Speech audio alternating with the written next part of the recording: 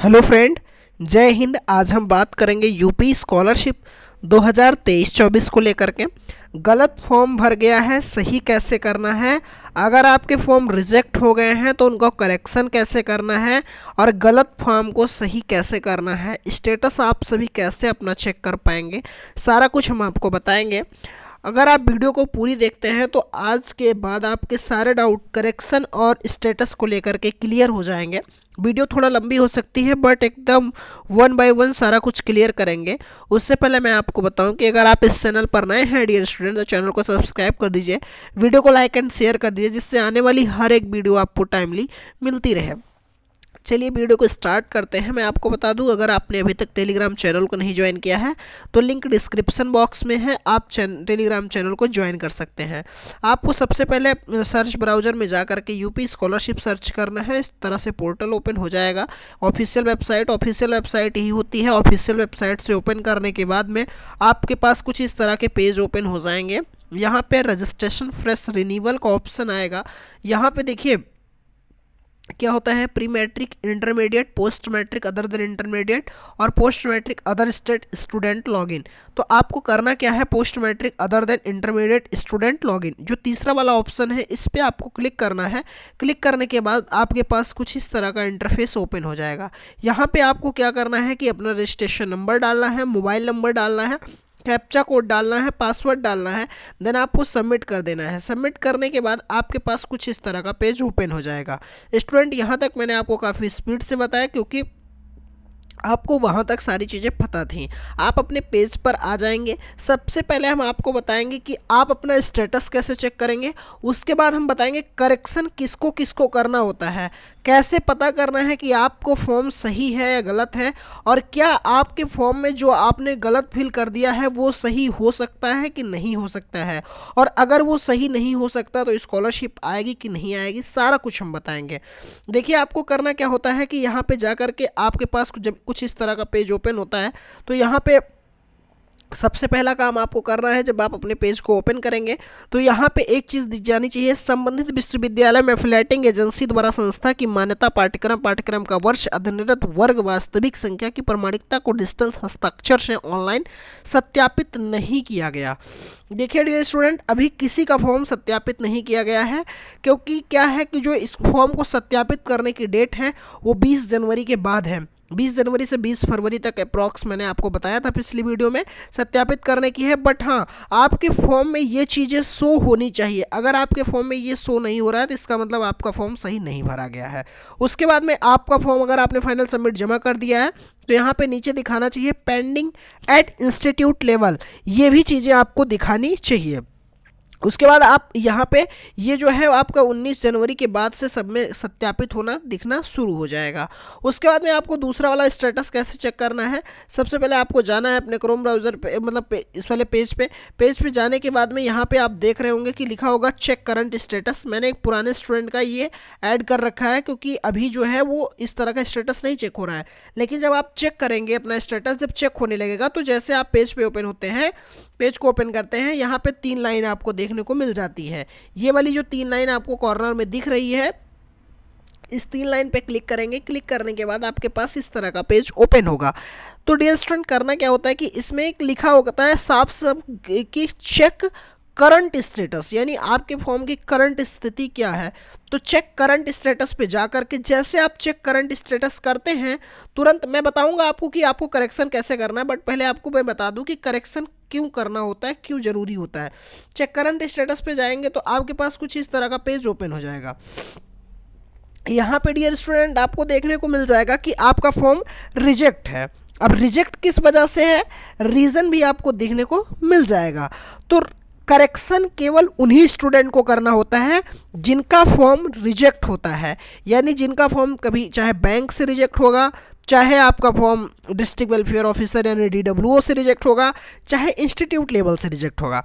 अगर आपका form reject है तभी आप करेक्शन कर सकते हैं, तभी आपके फॉर्म में करेक्शन का ऑप्शन ओपन होगा, अन्यथा की स्थिति में करेक्शन का ऑप्शन फॉर्म में आप में ओपन नहीं होगा। ठीक है स्टूडेंट, तो अगर आप करेक्शन करना चाहते हैं तो आपको मैं एक बात बता दूं कि अगर आपका फॉर्म रिजेक्ट होगा तो आप करेक्शन कर पाएंगे, और अगर आपके फॉर्म में रिजेक्ट नहीं हो रहे हैं। तो आपने गलत फिल किया है, मान लीजिए आपका कॉलेज गलत सेलेक्ट हो गया, कुछ भी है, अगर आपका फॉर्म DWO से वेरीफाई हो जाएगा तो स्कॉलरशिप आप सभी की आ जाएगी। अब करेक्शन करना कैसे है ये भी चीज़ें मैं बताऊंगा। देखिए, अब जिनका फॉर्म रिजेक्ट होगा उनके फॉर्म में एक तरह का ऑप्शन ओपन हो जाएगा, यहाँ पे सबके फॉर्म में नहीं, जिनका फॉर्म केवल जिनका फॉर्म रिजेक्ट होगा, जिनको करेक्शन करना है उनके फॉर्म में एक लिंक ओपन हो जाएगी, यहाँ पे आ जाएगा आवेदन पत्र को संशोधित करें करके।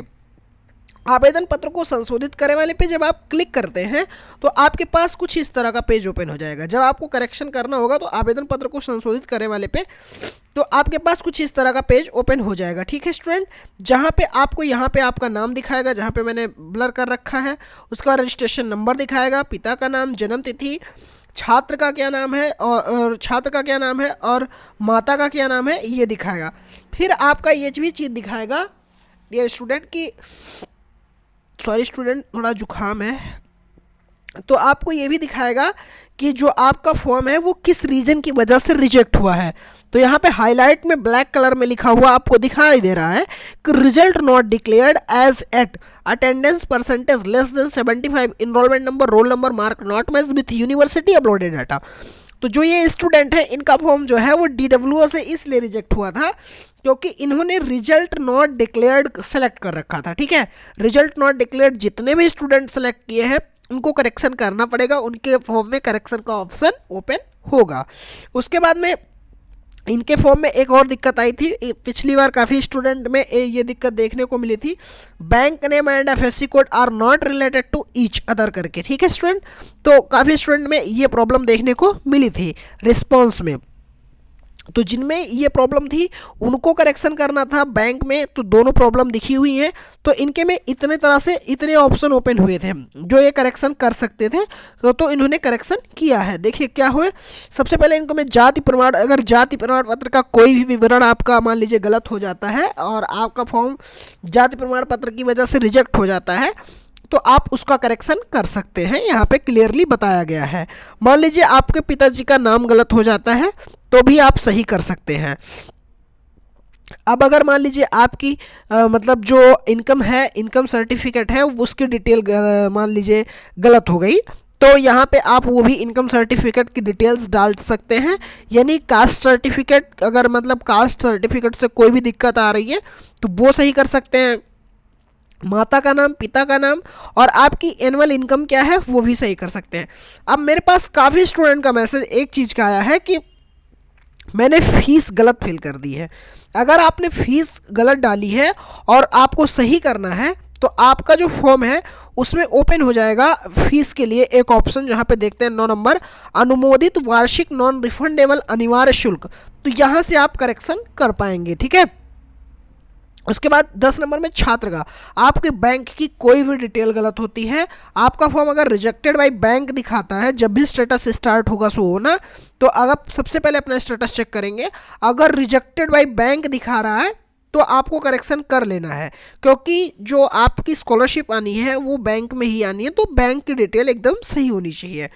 उसके बाद में इस बार जैसे कि उम्मीद है कि जैसे पिछली बार आधार कार्ड से जो मतलब NPCI मैप्ड अकाउंट था उसी में आई थी स्कॉलरशिप, तो इस बार भी वही चांस है। उसके बाद अगर आप बात करेंगे 16 नंबर, तो यहाँ पे लिखा है गत वर्ष का परीक्षाफल, यानी गत वर्ष का परीक्षाफल आप मतलब पिछले वर्ष का कोई भी विवरण हो गया, परीक्षाफल हो गया, परीक्षा प्रणाली हो गई, अंक प्रणाली हो गई, पूर्णांक क्या था, प्राप्तांक क्या था, कितने परसेंटेज आपके बने थे, पाठ्यक्रम का प्रकार क्या था, और ये इतनी चीज़ें सही कर सकते हैं। फिर मैं बताऊं कि अगर देखिए इनके में एक प्रॉब्लम हो रही थी कि देखिए यहाँ पे लिखा है enrolment number, roll number, mark not matched with university uploaded data, यानी इनका जो मार्क है वो भी नहीं मैच कर रहा था, ऊपर से इनरोलमेंट नंबर वाली भी प्रॉब्लम आई थी। तो इनरोलमेंट नंबर वाली पिछली बार जो प्रॉब्लम आई थी वो काफ़ी स्टूडेंट की ऑटोमेटिक सही हो गई थी, बट अगर आपने इनरोलमेंट नंबर गलत डाल रखा है तो तो आपके इनरोलमेंट नंबर भी सही हो जाएंगे। ठीक है स्टूडेंट, तो आप अगर इनरोलमेंट नंबर यानी बोर्ड में पंजीकरण क्रमांक जो होता है वो भी अगर आपका गलत हो गया तो वो भी सही हो जाएगा।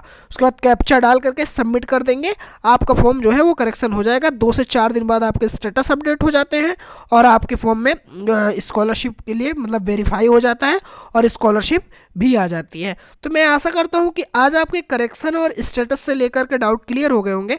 बाकी अगर पूरी वीडियो देखने के बाद में आपके पास फिर भी कोई डाउट है तो आप कमेंट करके पूछ सकते हैं।